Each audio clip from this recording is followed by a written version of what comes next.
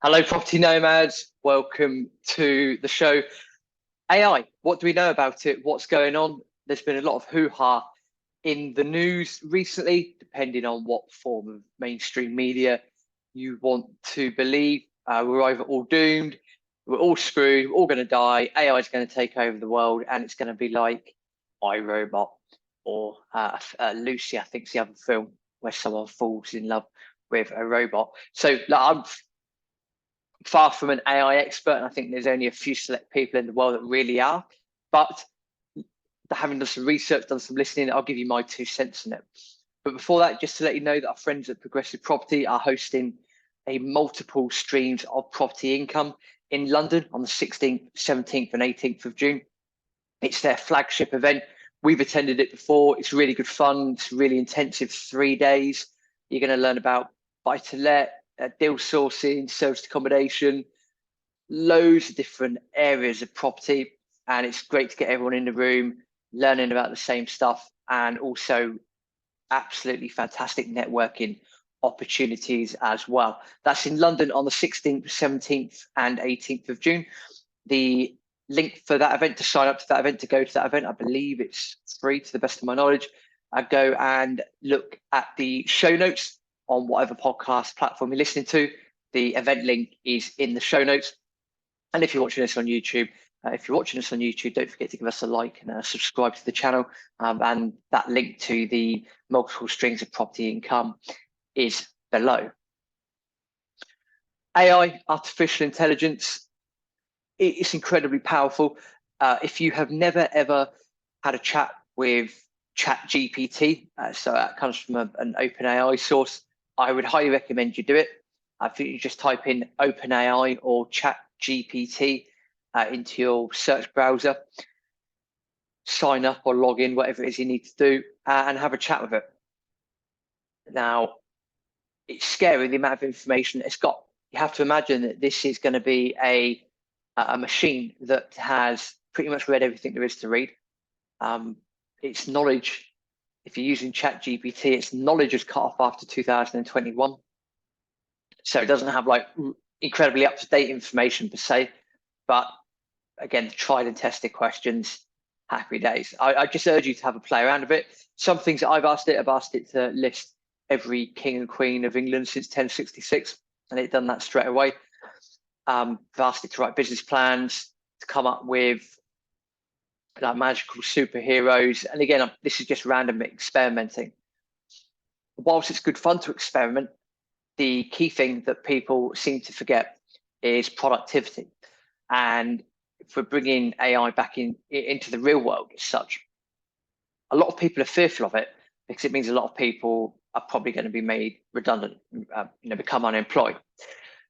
This is where you see government pushback. This is where you see big media pushback on AI. Because what I didn't realize until I listened to a podcast the other day is your government, you're collecting a lot of taxes, income tax, whatever taxes you have in your country, in your jurisdiction, if you have any at all.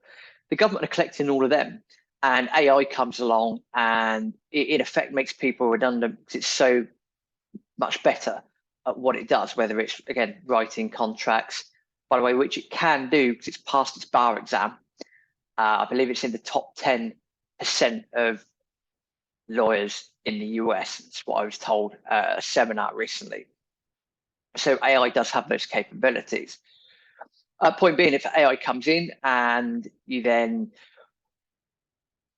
find that it's more efficient, more productive than the people you've got, and you make those people redundant, then obviously that's not good for those people. But secondly, if that's happening on a mass level, think what's happening to government revenue.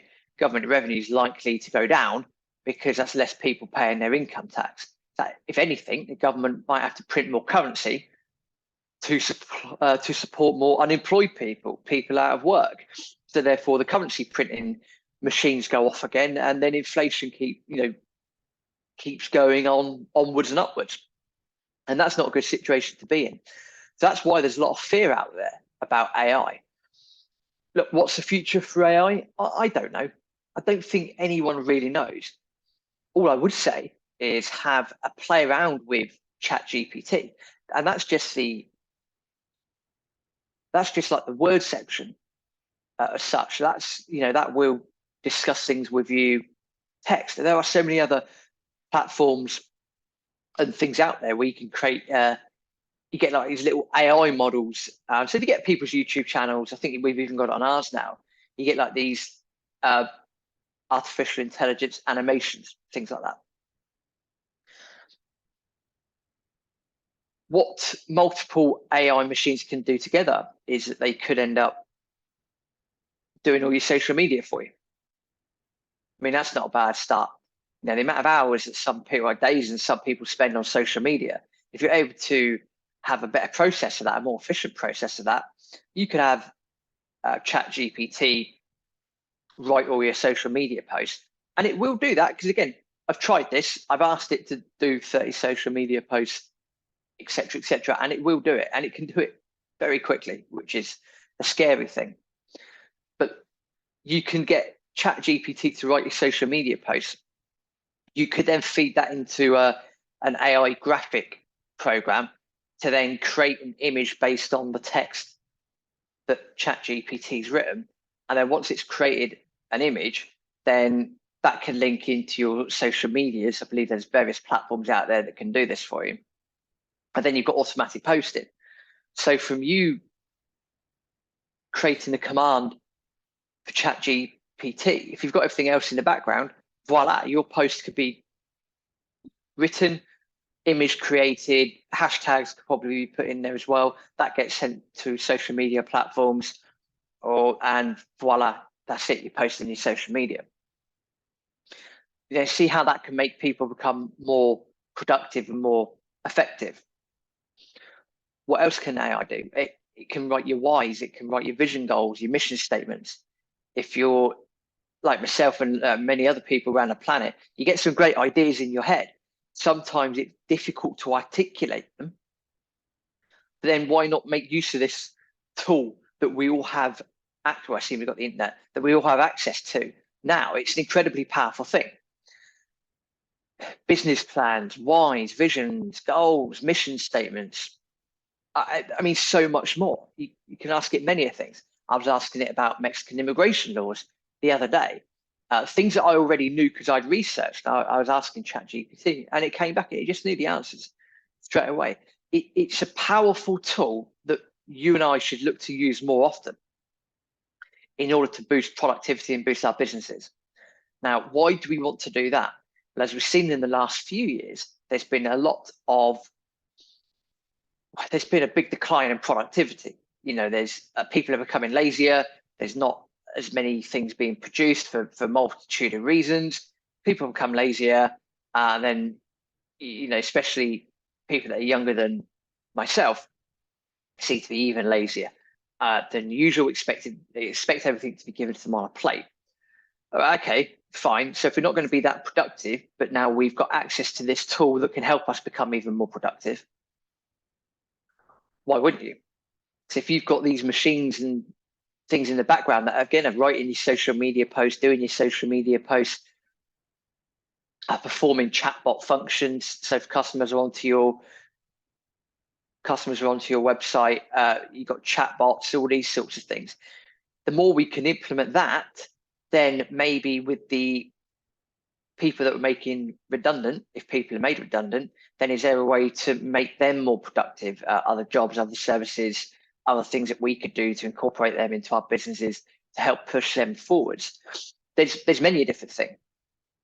So AI is quite exciting, I have to admit. And you know me, you've been listening to this podcast long enough to know that I'm far from a technical expert. I can be a little bit old fashioned, but even I've had a good play around with Chat GPT, and it's good to ask it, plenty of questions. I recommend you should do the same as well. If you've got some spare time, have a play around of it, ask it some questions, ask it to create a business plan. If it knows roughly what you're after, ask it to create a business plan, see what happens. You'll be amazed at how quick it is as well. Good thing about it, especially with Chat GTP, is as always, when humans talk, apparently, about 25% of the time we will get things wrong. in terms of a bit of misinformation, funny that, or you might get a date wrong or something's a bit cloudy. On ChatGPT, it's 2%. So even when it's just typing and talking, it's still going to be more accurate than most humans, which I find fascinating. So let's recap. Beyond the hype, navigating the future of AI. A lot of hype that we're reading at the moment is AI is going to destroy us, it's going to kill us. It's going to make it, everyone's going to lose their jobs. It's going to be chaos. They can understand if that's big government speak, because they could end up losing a lot of income revenue through people that are made redundant through AI because of a loss of income tax, etc., etc. That's probably not a good thing in the long run, because that will, or in the short run, because that's going to mean more currency printing to support the unemployed. Inflation's going to go through the roof again. But once you've had a play around with AI, I think you're going to find that it's very useful. It's an incredible tool. That also it's going to give us a lot of benefit, because it's going to help us to become more productive. And if we have a powerful tool such as AI doing a lot of jobs for us in the background, and it makes us more powerful and that makes us more productive, what do you think can happen? It means that we're going to be able to produce more. If we can produce more, we're doing more good for society, and that means that increased level of productivity is going to result in more goods and services. More goods and services in the long run is going to likely mean that prices and whatnot will come down, because the free market will do what the free market needs to do. That's pretty much in a nutshell. As I said, have a play around with OpenAI, have a play around with the computer graphics sort of stuff. If you just want to test the text model, ChatGPT, I highly recommend it. Get started on it, ask it loads of questions, see how you think that's going to help you move forwards. And we've got some great interviews coming up, talking about decision making, property.